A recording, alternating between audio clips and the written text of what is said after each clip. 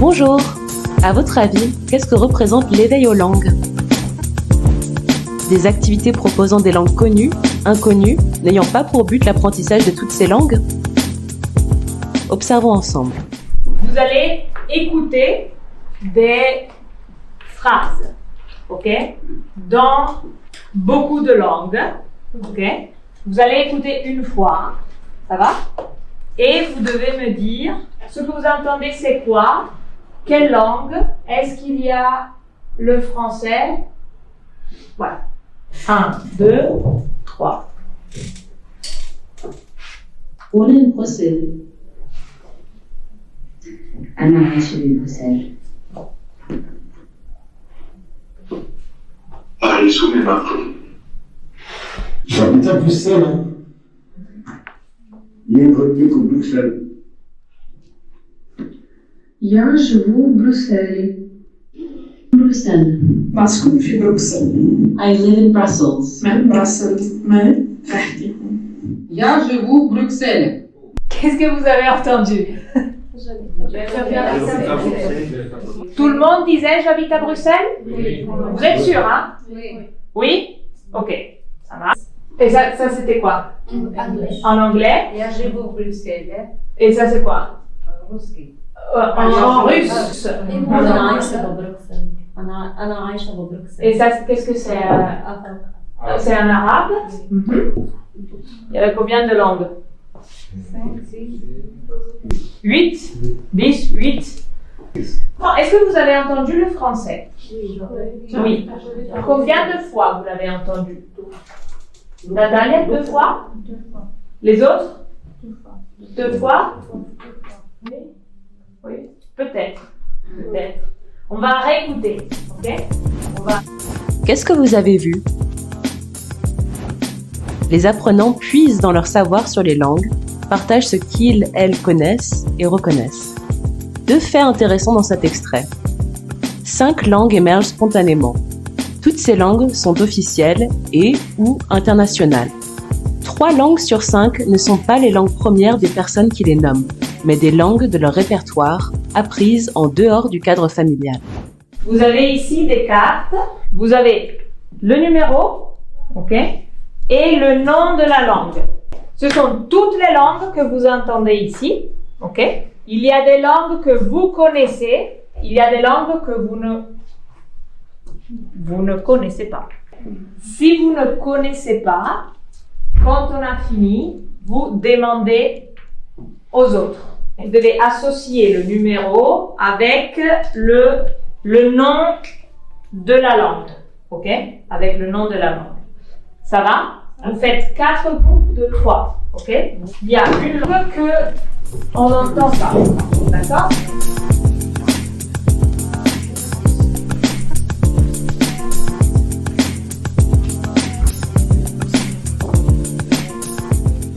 Donc, d'abord, essayez de mettre les langues que vous connaissez, ok? Ich wohne in Brüssel. أنا عايشة في بروسل.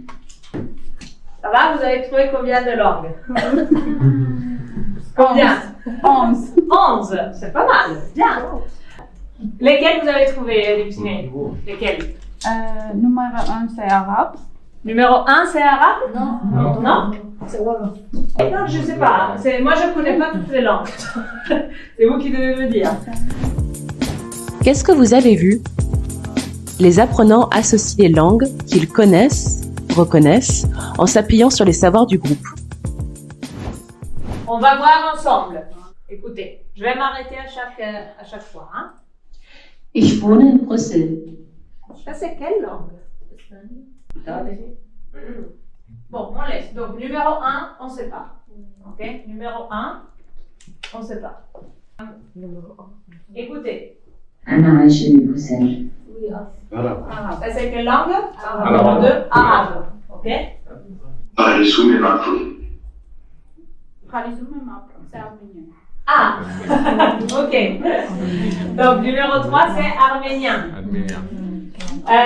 Lipsime, qu'est-ce qu'il dit? Ça veut dire quoi? J'habite à Paris. Ah! Est-ce que tout le monde habite à Bruxelles alors? Non. Non. Le poulard, c'est quelle langue, Halima? C'est ma langue. Et C'est Paul. c'est le Peul. Oui, c'est Paul. Et on parle où Peul? En Afrique? Qu'est-ce que vous avez vu? Chacun intervient en tant qu'expert de ces langues, sans être explicitement nommé par la formatrice. Dites-moi, il y a combien de fois le français? Deux. C'est la même chose à chaque fois que vous entendez? Non. Non? C'est un peu différent? Qu'est-ce que tu dis? Ah, une femme et un homme? Non, je sais pas. Non. La manière de parler. Oui. Et après, il y avait russe-ukrainien. Pourquoi? Vous disiez non, c'est russe, non, c'est ukrainien. Après, vous aviez l'arabe. Combien de fois on a l'arabe? Deux fois. Et c'est la même chose? 2 13. C'est la même chose, l'arabe? Ce n'est pas la même chose. Comme Le premier, j'habite à. j'habite à Bruxelles. C'est un peu différent. Ok, très bien. Dites-moi, parmi les langues que vous avez entendues, quelles langues sont un peu comme le français? Un peu. Il y a des langues un peu comme le français ou pas? L'espagnol? La dernière chose que je voulais vous demander, parmi toutes ces langues, lesquelles on parle en Belgique? Lesquelles on entend à Bruxelles?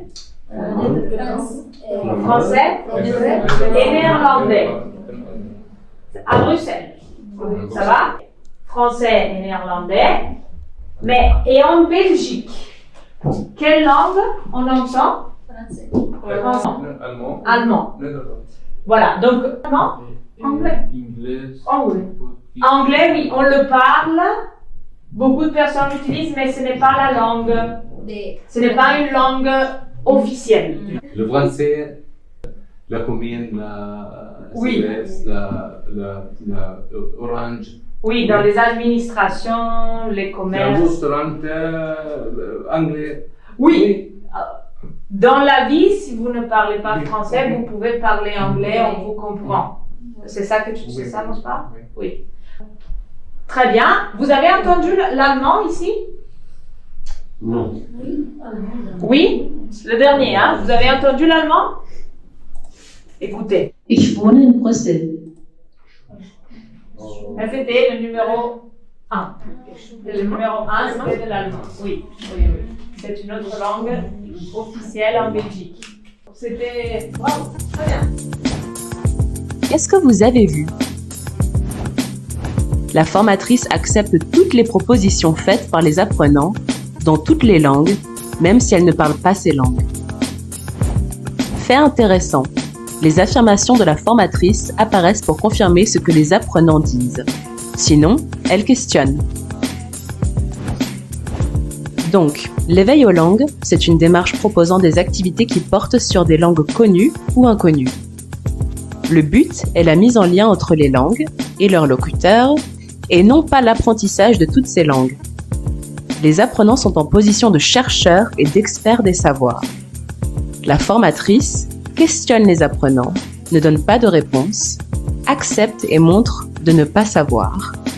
Ne pointe pas du doigt, mais attend que les propositions soient faites par les apprenants. Ne doit pas connaître toutes les langues. Fait intéressant. Dans le cas de l'enseignement et l'apprentissage des langues étrangères et secondes, l'éveil aux langues est une manière d'inviter toutes les langues présentes dans la salle de cours et d'en faire un levier d'apprentissage. Dans le cadre d'une séance, il peut être inséré sous forme de mise en situation en début du cours, comme c'est le cas dans cette vidéo.